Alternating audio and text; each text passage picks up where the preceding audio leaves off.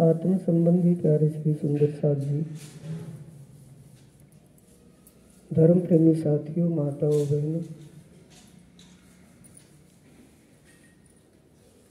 धाम के धनी अक्षरातीत पारब्रह्म परमात्मा की असीम कृपा और आदि सतगुरु महाराज जी की प्रेरणा से आप सभी सुंदर साथ इस पुण्य स्मृति समारोह में उपस्थित हुए हैं, जिसमें आप अपनी आत्म जागृति के लिए चर्चा वाणी सुनकर ध्यान चिंतन कर आत्मीय आनंद का एहसास करेंगे। ऐसा शुभ अवसर आपके हाथ आया है। कल आपने महाराज जी से सुनी चर्चा। हमारा चर्चा का विषय उसी प्रकरण से ही है, क्योंकि विशेष प्रकरण ढूंढ करके मैं चर्चा में लिया था। कल जो चर्चा में प्रकरण लिया था, विशेषकर जागनी आत्म जागने के विषय का ही है। उसमें शब्द अटूट है। प्रकरण की छुपाई कितने भी है, लेकिन उसमें खास खास बातें आई हैं। वो खास बात हमारी समझ में आ जाए और उन समझी बात पर हम अमल कर लें, उतना काफी है। हम ज़्यादा कुछ और भी ना बन सके। अपने आत्म की जागृति के लिए, जीव को जन्म मरण से मुक्त करने के लिए, जीव अमर हो जाए, ना जन्म ले ना मरे, इसके लिए ज्यादा नहीं, ये 2 प्रकरण, परिक्रमा ग्रंथ का प्रकरण 4 और श्रृंगार ग्रंथ का प्रकरण 4, दोनों आत्म जागने के संबंधी में है। इसमें कल आपने सुना था, तुमको इसको बुझावने करूं सो अब उपाय। अब का मतलब कोई बात पहले हो चुकी है, अब कब आएगा ना, समझ रहे हैं ना। अब बताऊं, अब बताने से पहले कुछ और भी बताया होगा। ये यहाँ अब शब्द आया है, अब उपाय कर रहे हैं। अब से पहले यकीन दिलवाया है। परिक्रमा ग्रंथ से पहले सभी को इस बात पर विश्वास दिलवाया है कि जो धर्म ग्रंथों में साक्ष्यां लिखी थी कि पारब्रह्म परमात्मा और ब्रह्म आत्माएं इस भूलोक में अवतरित होंगी, उस बात पर वो बात किसी की समझ में ना आई हो, विश्वास ना हुआ हो, तो वो विश्वास करने की बात करवाई है। विश्वास करने के बाद फिर अब की बात ये आई है। महामती का एक ही भाव रहा, एक ही लक्ष्य है। धनिये जगाई मोहे एकली में बांधे जगाऊं जूत।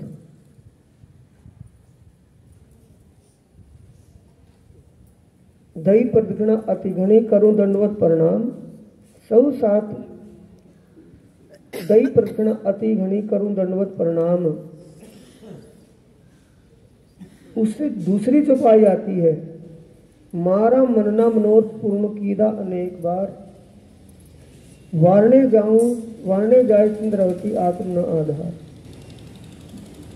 किस लिए कि सब सुंदर साथ मेरे दिल को तो आपने अर्ज किया है, लेकिन सभी के दिल को अर्ज कर उनको सबको आत्मीय आनंद की अनुभूति करवा दो। ये लक्षण का सदा ही रहा है। सिंधी ग्रंथ, खट ऋतु ग्रंथ में यही विशेष बात आई है।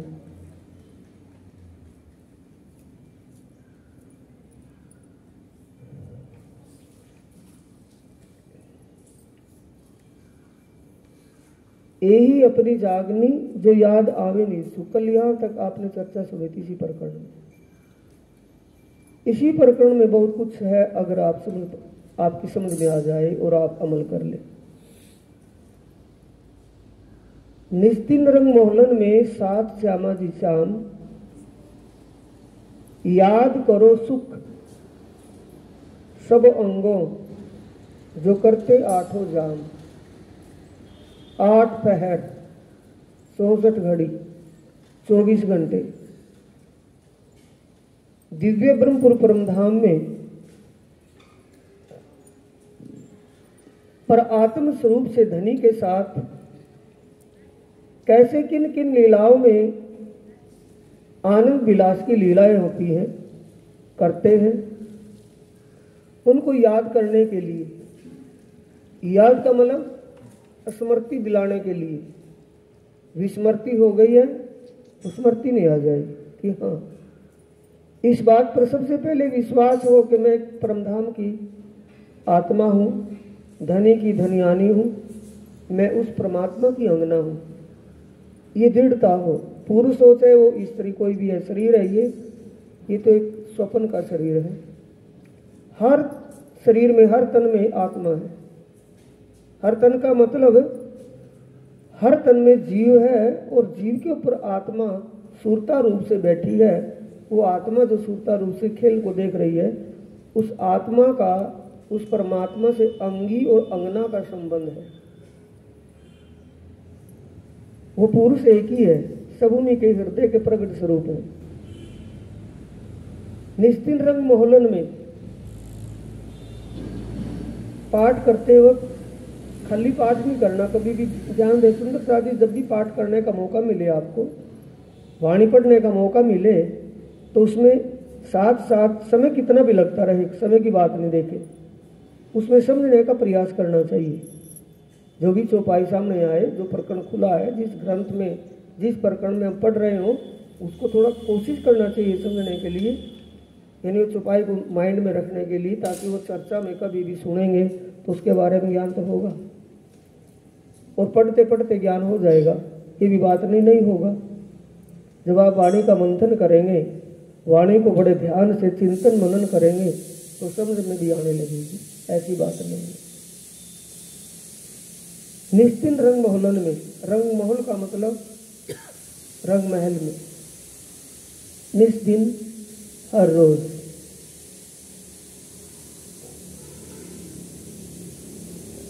जो करते 8 याम, 8 याम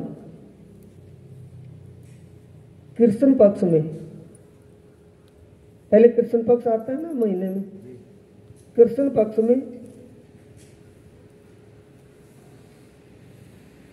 शाम के 6 बजे से सुबह के 6 बजे तक रंग महल में रहते हैं।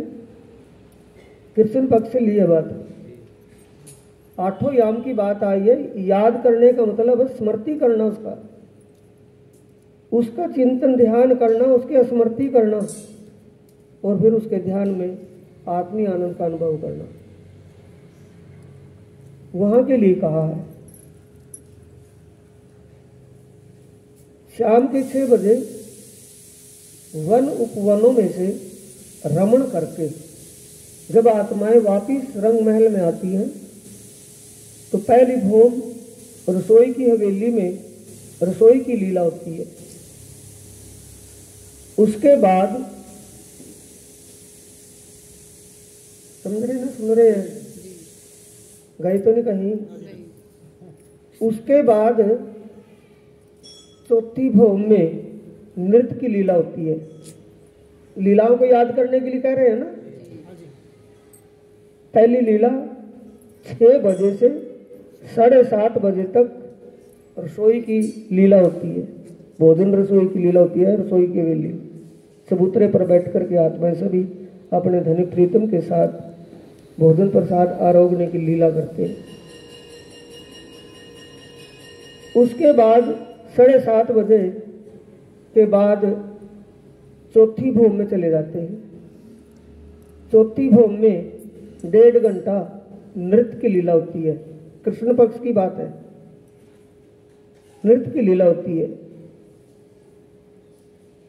1.5 घंटा नृत्य लीला के बाद फिर 5वीं भोग में फोड़ने की लीला, यानी विश्राम करने की लीला होती है। 9 चौक है। 9 चौकों में से बीच का जो चौक है, मोटी मोटी बात तो समझ लेंगे ना। 9 चौक है, 4 थमों के बीच 9 चौक है ना पहली भोग में। वो हर भूम में होते चले गए 9 भूम तक। बीच का जो चौक है, उस बीच के चौक में 12,000 मंदिर है। बीच के चौक में 4 झोपड़े हैं,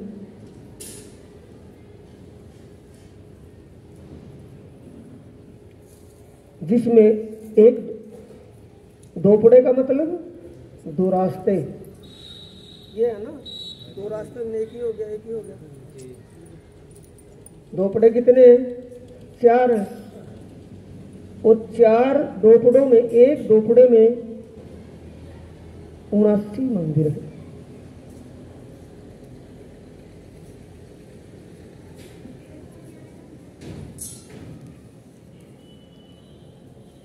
अट्ठाईस त्रिपुड़े हैं, 3 रास्ते। एक त्रिपुड़े में 102 मंदिर है।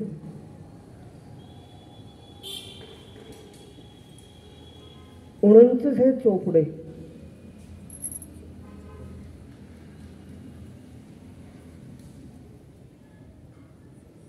उनतीस चौपड़ों में एक चौपड़े में 124 मंदिर है। हवेलियां हैं 64। 64 हवेलियों में एक हवेली में 43 मंदिर है। सभी का समीकरण करके, सबको जोड़ करके 12,000 मंदिर है। बीच का जो चौपड़ा है, 9 चौक है ना, 9 चौकों में बीच के चौक के चौपड़े, दोपड़े, त्रिपड़े बताए हैं। बीच के चौक में जो बीच का चौपड़ा है, बिल्कुल सेंटर बीच का, उसमें रंग प्रवाली मंदिर है, जिसमें अक्षरातीत परब्रह्म परमात्मा श्यामा जी सहित विश्राम करते हैं। जब आत्माएं प्रणाम करके अपने 12,000 मंदिरों में चली जाती है, अपने अपने मंदिर में, तो उनकी सेज पर भी साक्षात श्री राज जी विश्राम करते हैं। उनको एहसास होता है कि हमारे साथ राज जी विश्राम में है। ये त्रिगुण की बात समझ रहे हैं ना, अश्लीलता की। यहां है, वहां 3 गुण नहीं है। जब राज जी का ही हृदय का प्रगट रूप आत्मा है, तो उसमें पुरुष और स्त्री, लेडीज और जेंट्स का कोई मतलब ही नहीं बैठता। उन्हीं का स्वरूप है। वो विश्राम की लीला होती है, नहीं कि रात को सो गए सुबह उठे। अगर वो सो गए तो ये जहान का क्या होगा? वो लीला होती है। लीला सिर्फ लीला मात्र है। 5वीं भौम में सुबह 5:30 बजे उठापन की लीला होती है। 5:30 बजे उठापन से 6 बजे वहाँ रंग प्रवाली मंदिर से पौड़े से उठकर तीसरी भौम की पड़साल पर आ जाते हैं। 28 स्तंभ के चौक से होते, सीढ़ियों से उतर कर 28 स्तंभ के चौक के होते हुए दहलान में आ जाती है। आत्माओं सहित 6 बजे कहाँ आ गए? तीसरी भौम की पड़साल पर। अंदर एंट्री कब करी थी?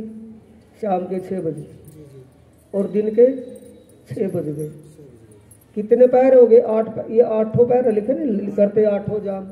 8 पैर में से कितने पैर हो गए? 4 पैर हो गए ना। कृष्ण पक्ष की लीला है, 4 पैर की लीला हुई। अब दिन के 6 बजे से और दोपहर बाद 3 बजे तक 3 पैर वहां हो गए। 3 पैर बनते होंगे ना, 3 और 4 7 पैर। 7 पैर की लीला कृष्ण पक्ष में रंगमहल में होती है, कृष्ण पक्ष में। और शुक्ल पक्ष में 6 पैर की। 1 पैर कहाँ होता है? बाहर रमण करने। 6 से दोपहर। दोपहर कहाँ होता है? 3 बजे। 6 से 3 बजे तक पड़साल पर, 11 साढ़े 11 बजे तक। उसके बाद नीलो न पीलो बीच के मंदिर विश्राम की लीला। आत्माएं खेलने के लिए अपने अपने जुट के साथ वन उपवनों में, रंग महल की आकाशी पर, बगीचों में, कोई हिंडोलों में झूलने के लिए, सातवीं आठवीं भों में, जहां मन चाहे सुख लेती है। ये लीला कहाँ की है? रंगमहल की है, कहीं और की है? रंगमहल की लीलाओं को याद करने के लिए कह रहे हो। आठों जाम निस्तिन रंग मोहल्लन में, सात श्यामा जी श्याम, याद करो सुख सब अंगों, मन से मनन, चित्त से चित्वन, बुद्धि से समझना और अहंकार से क्रियात्मक अमल करना।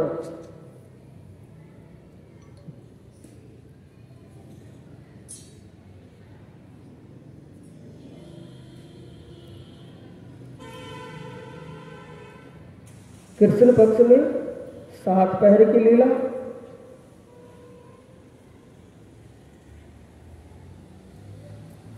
कृष्ण पक्ष में शाम के 6 बजे से सुबह के 6 बजे तक और 6 बजे से दोपहर बाद 3 बजे तक, 6 से 9 एक पैर, 9 से 12 2 पैर और 12 से 3 पैर। 3 पैर तो दिन के बन गए और 4 पैर रात के। 7 पैर तो कृष्ण पक्ष में और शुक्ल पक्ष में 3 बजे से 9 बजे तक बाहर की लीला होती है। 3 से 9, 3 से 6 एक पैर, 6 से 9 2 पैर।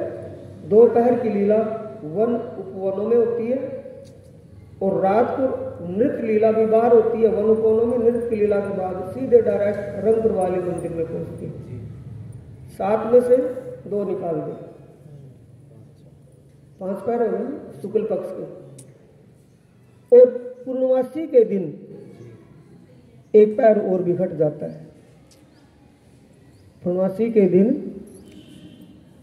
3 बजे से रात के 12 बजे तक, 3 बजे से रात के 12 बजे तक, 3 से 6 एक पहर, 6 से 9 2 पहर और 9 से 12 3 पहर। 3 पैर घट जाते। 3 पैर की लीला क्या होती है? छत के ऊपर, रंग महल की आकाशी में, बगीचों में, बुलीचों पर, वहाँ अनेक प्रकार की लीला होती है। झीलने की लीला, नृत्य की लीला, भोज प्रसाद अरोगने की लीला, अनेक प्रकार की आनंदमय लीला है। ये रंग महल की है। याद करने का मतलब समझना है और समझ कर फिर उसका अंतर आत्मा से ध्यान चिंतन करना है।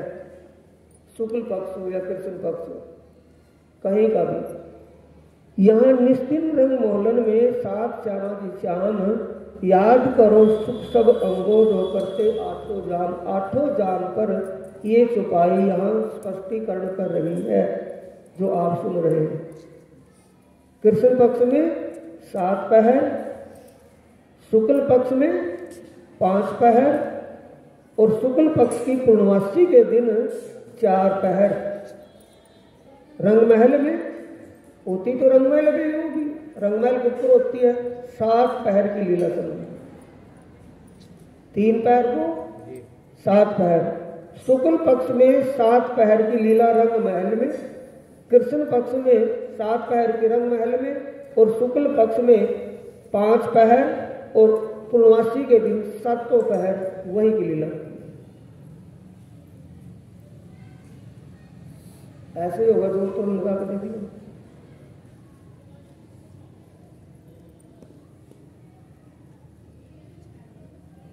तीन से 6 1, 6 से 9 2, 9 से 12 3 पहर की लीला आकाशी महल की।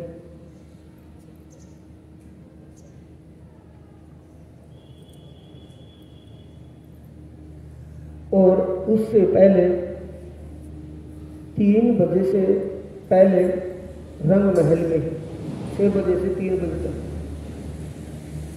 किसी को की जो पड़साल होती है ना, दाहिने तरफ दूजा जो अंदर आए बैठे ताकि अंदर वहां लीला की।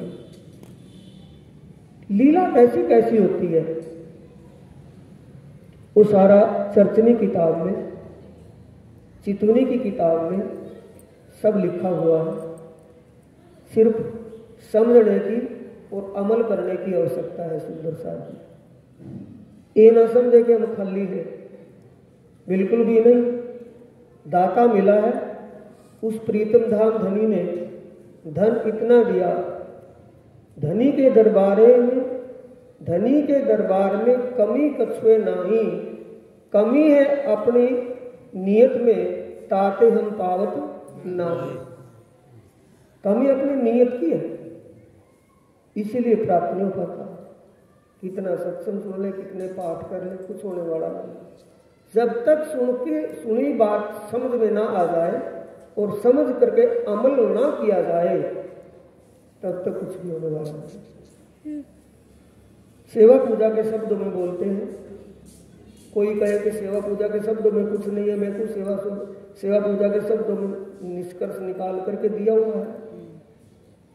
प्रातः सुमरु अक्षरातीत श्याम श्यामादि साथ रहे, पूरे परम धाम के 25 पक्षों की चितवनी हो जाती है, उसमें अगर वो ध्यान किया जाए। मन तुम चलियो नजर बारा, अगर इस गोरी को ध्यान से समझा जाए और उसमें समझ करके ध्यान किया जाए तो परम धाम का ज्ञान सिखाती है। मतलब समझना और करना अपना है, ऐसी बात नहीं कि कोई तरीका नहीं है समझने का, तरीका है, मेथड है। कहा है ना यहाँ, इश्क जिन विध उपजे मैं सोई देऊं जिनस। जिनस का मतलब युक्ति, तरीका, एक जरिया बताती हूं मैं। इश्क उपजने का मतलब का, इश्क प्रेम पैदा नहीं होता, प्रेरणा वारी उपजे प्रेरणा हाट बिकाए। इश्क और प्रेम का मतलब है परमात्मा और परमात्मा के परम धाम की लीलाओं को बताकर तुम्हारे हृदय को धाम बना दूं, ये मैं युक्ति सोच रही हूं। उपजने का मतलब हृदय में वो अंकित हो जाए, वो बात दिमाग में बैठ जाए, दिमाग से वो हृदय में समा जाए। जब दिमाग और दिल दोनों का सर्कल, दोनों का कनेक्टिविटी एक हो जाएगी, फिर आत्मा को आत्मीय आनंद की अनुभूति होनी शुरू हो जाएगी।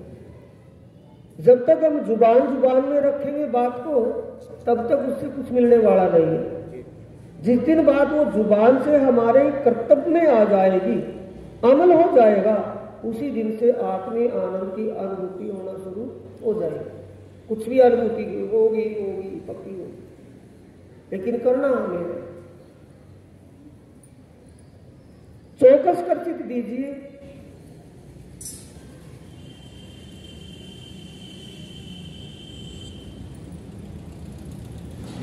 कोई बच्चा या कोई भी जाए, जब जाता है तो क्या बोलते हैं उसको, चौकस होकर के जाना, गाड़ी चलाना चौकस होकर के चलाना।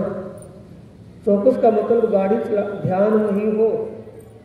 चौकस कर चित दीजिए का मतलब जिस वक्त आठों पहर की लीला में आप ध्यान कर रहे हो, 8 पहर की लीला में, किसी भी पहर की लीला, ये नहीं मैं कहता कभी रट्टा हो जाएगा। 8 पहर की लीला का ध्यान किया, ये पहले पहर में यहां से यहां, ये यहां से यहां, ये नहीं। जब आप ध्यान लगा तब समझिए इसमें आया है, तब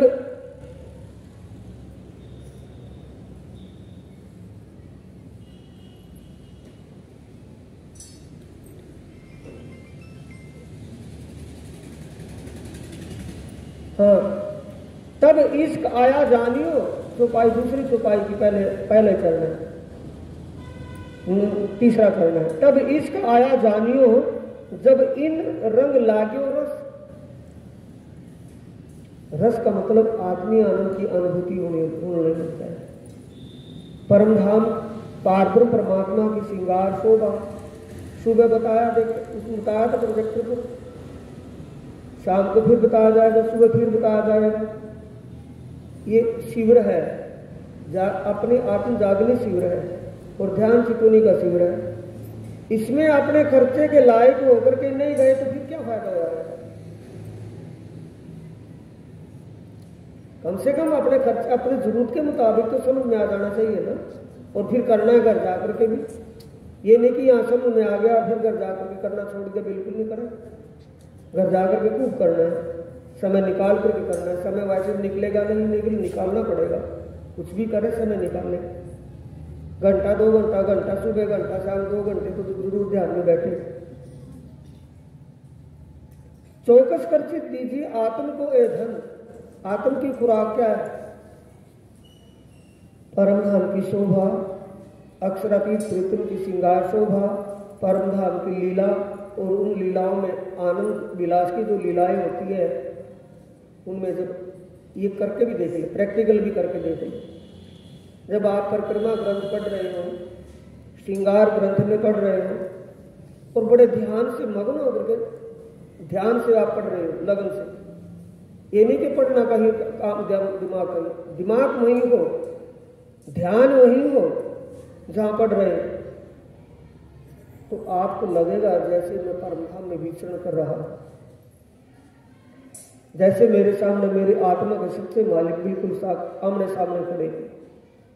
ऐसा जब एक वाणी के चिंतन मनन से होगा, और जब वाणी में चिंतन मनन, इस वाणी का अध्ययन करके जब आप ध्यान में बैठेंगे, आत्म दृष्टि वहां लगाएंगे, सुरता को वहां लगाएंगे, तो फिर आत्मीय आनंद की अनुभूति होगी या नहीं होगी?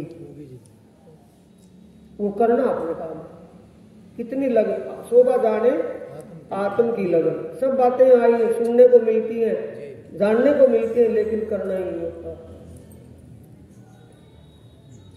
निमक एक ना छोड़िए, कर्मन वाचा कर्मन।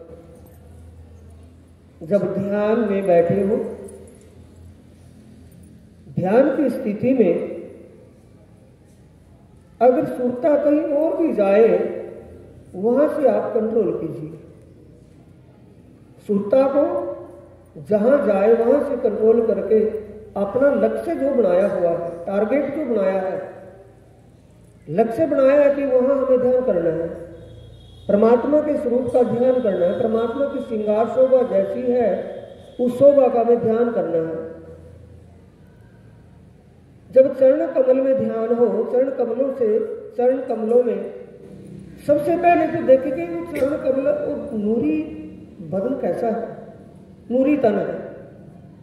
8 मास खाल बाल का नहीं है, 8 मास ना रूम नशाएं अजब अद्भुत है मन।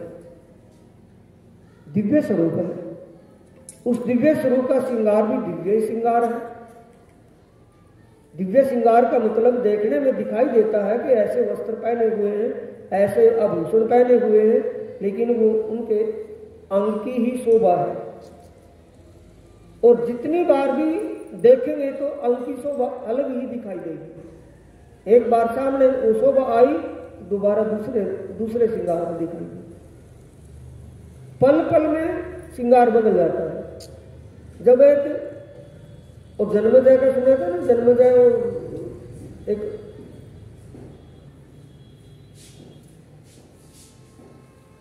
जब स्वर्ग की परी मिली ना जन्मजय को, और स्वर्ग की परी को घर ले आया, शादी हो गई, और शादी होने के बाद एक शर्त होती थी कि भाई क्षत्रिय की जब शादी हो राजा की, तो राजा और रानी ऋषियों को ब्रह्म भोज कराए।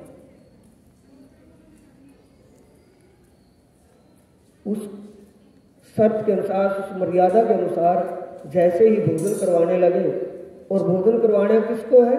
ऋषियों को है। ऐसे ऋषि मुनियों को भोजन करवाए। तो ऋषि मुनियों को भोजन शुद्ध सात पाक अवस्था में करवाया जाता है। नहा धो करके, शुद्ध वस्त्र धारण करके, शुद्ध भाव से, शुद्ध मन से करवाया जाता है। और वहां जन्मोजय की रानी का श्रृंगार बदल जाता है, क्योंकि वो आम दुनिया की औरत नहीं थी, वो स्वर्ग की परी थी। जब स्वर्ग की परी का श्रृंगार पल पल में बदलता हो, तो परमधाम में उस पारब्रह्म परमात्मा और आत्माओं का श्रृंगार, मनचाया श्रृंगार पल पल में बदलता होगा या बदलना पड़ेगा? उतारना पहनना है ही नहीं। मनचाया श्रृंगार तुरंत बन जाता है। जिनका मनचाया श्रृंगार बनता हो, ऐसे स्वरूपों का ध्यान उसी नजरिए से करना है कि एक इंसान के नजरिए से? उसी नजरिए से जब हम ध्यान करेंगे, परमधाम की शोभा या लीला का ध्यान करते हो, या परमात्मा या आत्मा अपने आत्म स्वरूप का ज्ञानी होगी। दुनिया एक मनुष्यों की दुनिया व्यक्ति है, लेकिन उनके पास ये दिव्य ज्ञान, ब्रह्म ज्ञान, जागृत बुद्ध का ज्ञान नहीं है, स्वप्न बुद्ध का ज्ञान है। आपको मिला तो आपके अंकुर के संबंध से मिला, मूल संबंध है आपका। अब ये बात चले कि परमधाम की आत्माओं का मूल संबंध है? नहीं। जिन आत्माओं को उन्होंने वादा दिया है, जिनके लिए वादा किया है कि मैं रास में रमण कराऊंगा, अवश्य कराऊंगा, वो भी तो आएंगे। नहीं समझे? वेद ऋचाओं ने, ईश्वरीय सृष्टि ने, वो कुमारिकाएं थी ना, कुमारिकाओं से वादा किया था कि नहीं किया था? उस रास में तो एक एक आत्मा के अंदर दो दो सूताएं बिठा करके रास की लीला करवाई, लेकिन अब तो डायरेक्ट उतारा है उनको भी, वो भी तो साथ में है। 12,000 ब्रह्म सृष्टि परमधाम की, 24,000 ईश्वर सृष्टि और 3.5 करोड़ वेद ऋचाएं। पब्लिक दुनिया बैठती है, उन सबको ये ज्ञान उनके अंकुर से मिला है, उस परमात्मा ने दिया है। सच्चिदानंद पारब्रह्म ने उनको ज्ञान बख्शा है। परमात्मा जब किसी के ऊपर अपनी कृपा करे, किसी के ऊपर उनकी नजरें इनायत हो, तो सबसे पहले वो अपना इल्म बख्शते हैं। अब लीला किसकी चली हुई है? हुक्म और इल्म की। हुक्म और इल्म की। इल्म से वो जागृत कर रहे हैं, हुक्म से इसकी सर्जना कर रहे हैं। सब कुछ हुक्म से हो रहा है, कोई बात ऐसे नहीं जो हुक्म ना हो, उनके हुक्म के अधीन है। सोना जागना ये सब कुछ फरामोशी जो है उनके हुक्म से है, जागना उनके हुक्म से है, पर आत्मा में जागना उनके हुक्म से है, आत्मा का यहाँ जागना उनके हुक्म से है, एक ज्ञान मिलना और समझ में आना हुक्म से है, फिर अमल करना हुक्म से है। सबके मूल में क्या है? हुक्म है, पर हुक्म अंकुर के अनुसार है। जिसका जो अंकुर है उसके अनुसार उसके पास है।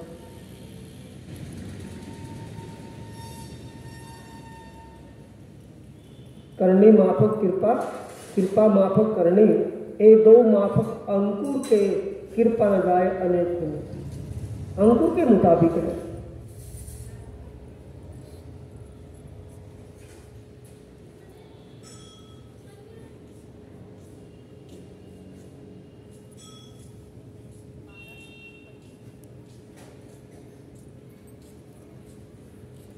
समझ रहे सुंदर साहब जी?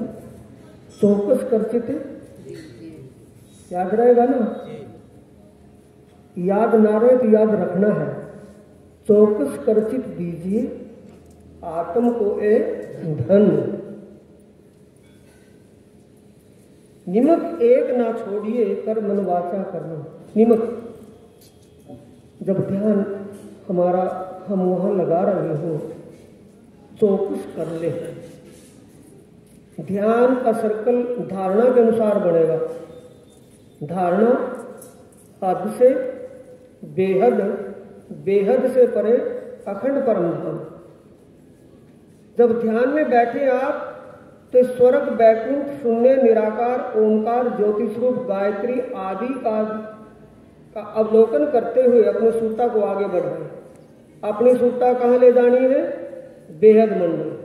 बेहद मंडल में पर्णोब्रह्म, रोधनी शक्ति, सुमंगला शक्ति, ब्रज रास, सबलिक ब्रह्म, केवल ब्रह्म, फिर सत्स्वरूप ब्रह्म और उसके परे फिर दिव्य परमधाम। परमधाम में बड़ी राउंड, महावेलियम, सागर, आगे छोटी राउंड, वन की नहरें, वन की मोहलातें, फिर जवेरों के महल, फिर उसके बाद माणिक पहाड़, 24 आंच का महल, फौज कोसर, जमुना जी। जमुना जी के पुल से पार होते हुए, केल पुल से निकलते हुए आगे चांदनी चौक, रंग महल और अंदर की 4 चौरस हवेलियाँ, रसोई की हवेली पार करके 3 चौरस हवेलियाँ पार करते हुए फिर गौड़ हवेली। गौड़ हवेली की चकाचौंध, जहाँ स्वयं अक्षरातीत पर ब्रह्म अपनी ब्रह्मगनाओं को लेकर के बैठे हो, उस हवेली की शोभा कैसी होगी। यहाँ का कोई भी वरिष्ठ लोग, कोई मंत्री है, कोई भी है, मुख्यमंत्री, कोई भी, जो भी वरिष्ठ आदमी जहाँ रहता है उसका बंगला, उसकी कोठी, और जहाँ पारब्रह्म परमात्मा अपने ब्रह्मात्माओं के साथ विराजमान हो, वो हवेली पहले से ही चकाचौंध है। उसके जो 64 थंब है, कलर है, रंगीन है, एक रंग अलग रंग का, दूसरा दूसरे रंग का, तीसरा तीसरे अलग अलग रंग, आधा रंग वो, आधा रंग वो। कैसे तरंगित होता है, जैसे तरंग निकलती हो। ये मैं बाहर के थंब हो गया है, अंदर मंदिर है, मंदिर 60 मंदिर हैं, 4 दरवाजे, 60 मंदिरों में, उनमें भी अलग अलग रंग के मंदिर, अलग अलग थंब। फिर आगे 64 थंब आते, वो भी थंब रंग बिरंगे। बाहर से लेकर अंदर तक चकाचौंध हुई है। जहां पारब्रह्म परमात्मा अपनी 12,000 ब्रह्मंगनाओं को लेकर के विराजमान और सिंहासन पर परमात्मा साक्षात बैठे हैं, अपने श्रृंगार सज करके वहां विराजमान है, तो उसकी शोभा कैसी, उसकी गरिमा, उसकी महिमा, उसी नजरिए से ही ध्यान मिले मेरे साथी। कर्त कर्त अभ्यास हो जड़मती सुधार।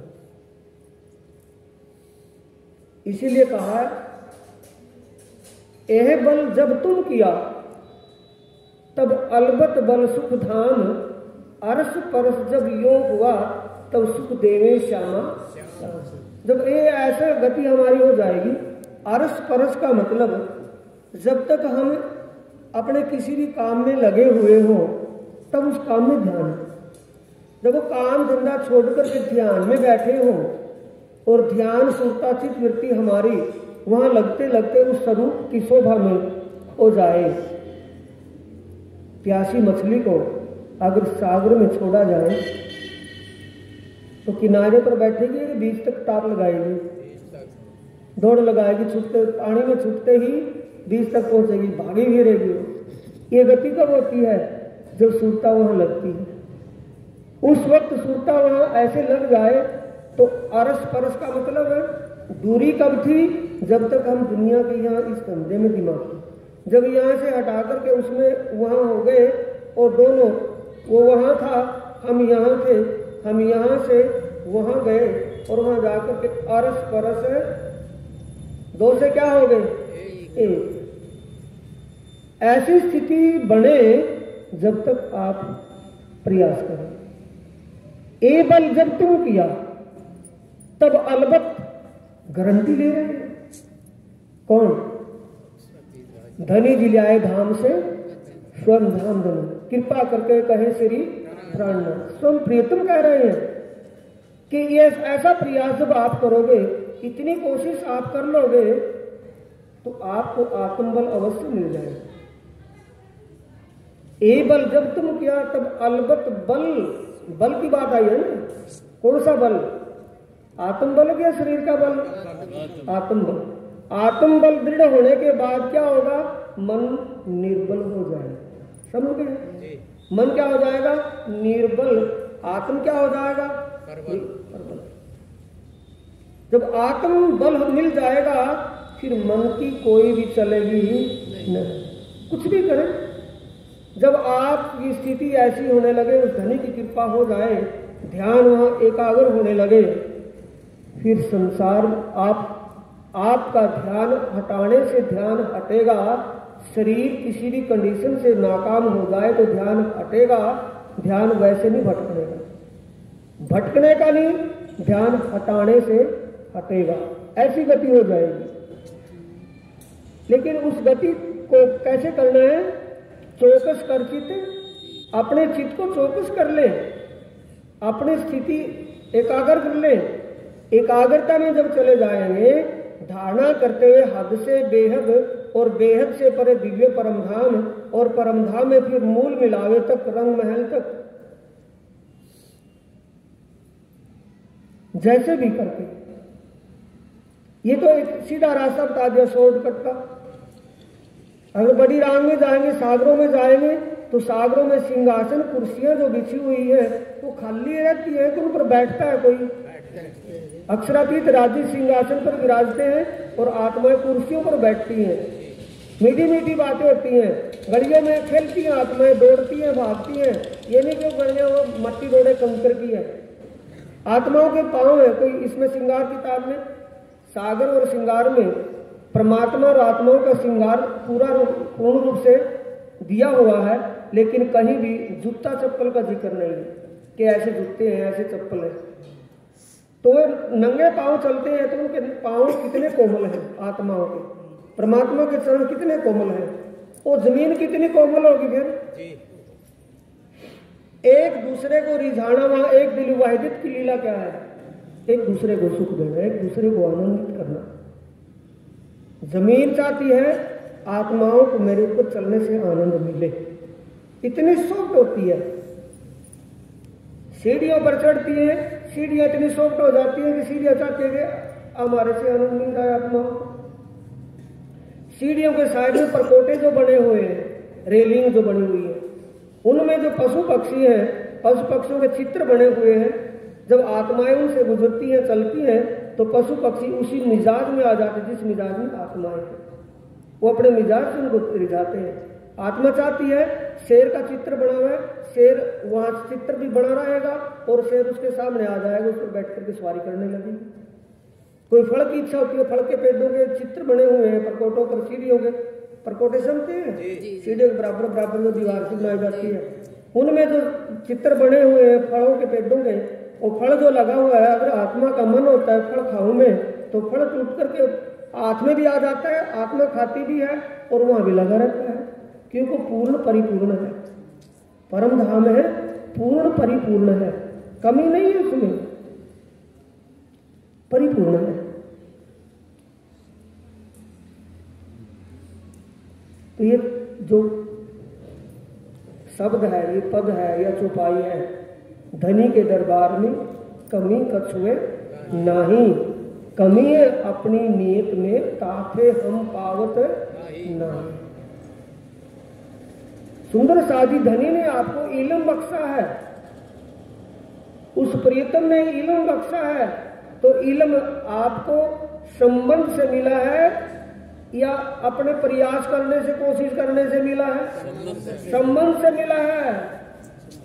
अगम जान के निगम कहाए, खोज खोज कछिहार, जान के मूल धनी अंगना अपनी सोघर आए।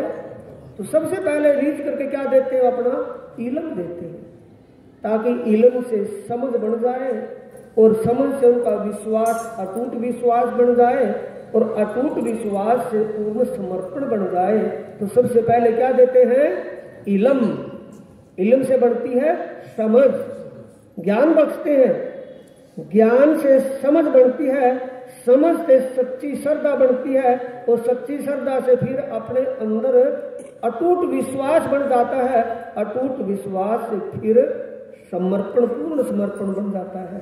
इसे कहते हैं सत का श्रृंगार। निरख्यो सत स्वरूप श्री श्यामा जी रूप अनूप, साजो ऋषभ श्रृंगार विलसियो संग सत भरता। सच्चे मालिक से विलास करना है, सच्चे मालिक से मिलना है, तो उसके लिए क्या श्रृंगार करना पड़ेगा? सत का श्रृंगार करना पड़ेगा कि झूठे से मिलना है? किसी से सत से मिलना है, और सत से मिलना है तो सत का ही श्रृंगार हो। सत का श्रृंगार क्या है? सच्ची श्रद्धा, अटूट विश्वास, पूर्ण समर्पण, ये सत का श्रृंगार। इस सारे के लिए क्या होता है? ज्ञान। अगर समझ बन जाए, से भले ही अनपढ़ है, ये नहीं कि पढ़ा लिखा हो, भले ही अनपढ़ है, अगर उसकी समझ बन जाए, श्रद्धा उसके अंदर सच्ची जागृत हो जाए, विश्वास अटूट हो जाए, समर्पण पूर्ण हो जाए। कितने परमहंस है जो बिल्कुल अनपढ़ थे, कोई किताबी ज्ञान नहीं था, उनको क्या था? अटूट विश्वास था, पूर्ण समर्पण था। ये सुंदर साजी सारा कुछ संबंध का है, अंकुर का है। परमहंसों का अंगूर। परमहंस होते कौन है? परमधाम की आत्मा। परमधाम की आत्माओं को जब विश्वास, ये वाणी ये ब्रह्म ज्ञान है। ब्रह्म ज्ञान अव्वल तो किसी के अंदर जा नहीं पाता, और चला गया तो उसको चैन से बैठने नहीं देता। ज्ञान अव्वल तो समझ में नहीं आता, समझ में आ गया तो उससे कुछ न कुछ बुलवाएगा। कहाँ बुलवाएगा? उसका संबंध जहां भी होगा, जिससे भी होगा, वो अपनी बोलनी शुरू कर देगा, क्योंकि उसको कुछ मिल गया। वो बोलेगा, श्री प्राणनाथ प्यारे की जय। उससे भूलेगा। ये कौन कर रहा है? उपिया प्राणनाथ अक्षराती। दुनिया के अवतार आए, अनेकों चमत्कार दिखाए, वो आए तो किसी को पता भी लगने नहीं दिया कि कौन आया है और कौन गया। अपना काम शायद एकांत में बैठ करके कर रहे हैं। अब वो गुम्मट साहिब में साक्षात विराजमान है, सूर्य वहां निकला हुआ है। सूर्य की किरण किसी भी परमात्मा के हृदय पर पड़ती है, वहां से प्रकाशित होना शुरू हो जाती है, बैठने नहीं देती।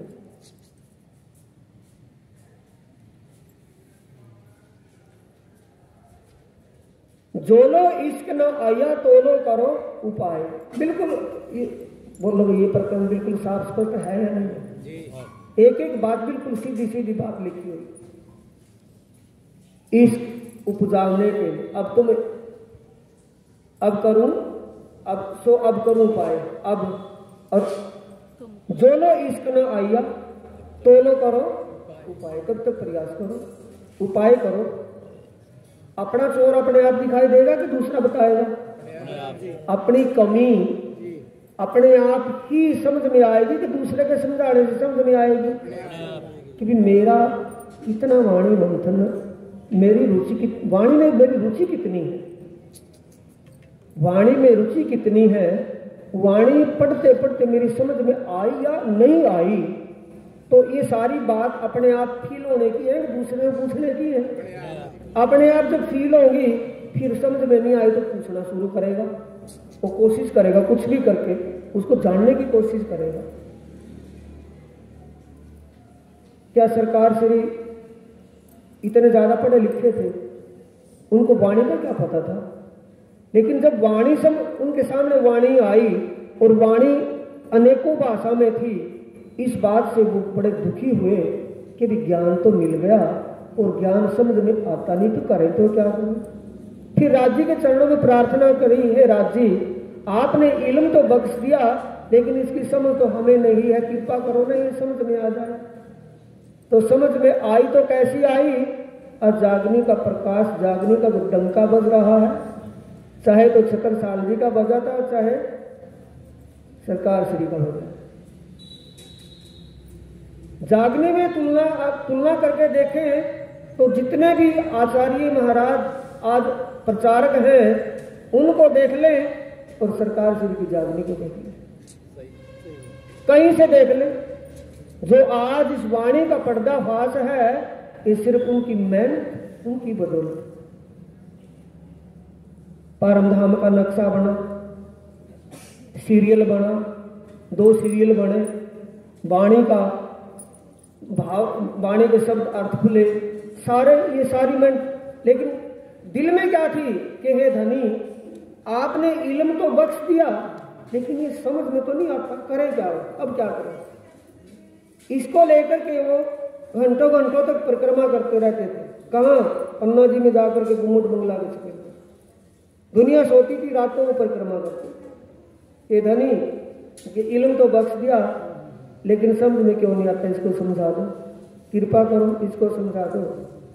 तो समझ में ऐसा आया, दुनिया को दिख पड़ा कि कैसे समझ में आया। तो इसलिए सुंदर साथ जी, जो महाराज श्री ने एक पद लिखा है ना, उसमें डरोना सिर पर ज्ञान का भरोटा, दुआ करने वाला भगत है खोटा, उसे तो रहे सदा मोक्ष का भी टोटा। प्रेम से सब कुछ पाना होगा, पाना होगा, जाना होगा, जाना होगा, जाना होगा जी, नजदीक मंजिल है परम धाम में जाना होगा। ये महाराज जी का पद है। ज्ञान का भरोटा मतलब रटना नहीं है, अपनी जरूरत के लिए वाणी मंथन करना जरूरी है। जब इसमें से कुछ समझ में आ जाए तो उस पर अमल करना जरूरी है। एक भी बात पर अमल हो गया तो उससे टटवा पार हो जाए। जो लो इश्क न आया तो लो करो उपाय, यो ही इश्क जोश आवसी पल में देसी पट उड़ाए। पट का मतलब पर्दा दूर हो जाए,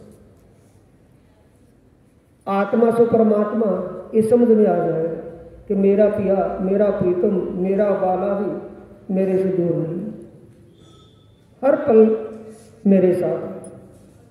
अपने हृदय में साक्षात विराजमान स्वरूप को दिखाई देगा कि मेरे हृदय में मेरे एक पल भी दूर नहीं है। किससे पूछना पड़ेगा? अपने आप से ही। जब एक पल भी हमारी सुरता उस स्वरूप से दूर नहीं है तो क्या वो हमसे दूर हो सकता है? नहीं। किसी पल भी दूर नहीं हो सकता, चाहे कुछ भी काम करते रहे, लेकिन सुरता वहां रहे। तो पूरा कर सकते हैं, जो समझ में ना आए बता सकते हैं, उसको दोबारा बताया जाएगा, तिबारा बताया जाएगा। जब तक समझ में ना आए तो फिर ट्यूशन किस बात की रही, शिविर ही क्या रहा? ये तो दिखावा रह जाएगा, दिखावे से कुछ नहीं होगा। बोलो श्री प्राणनाथ प्यारे की जय, श्री सद्गुरु महाराज की जय। चौपाई दोहराएंगे सुंदर साथ जी। निमक निमक में निरखिए, पटना दीजे पल्लाए, छेती खिन्ना पर सके, तब इश्क जोश अंग आए,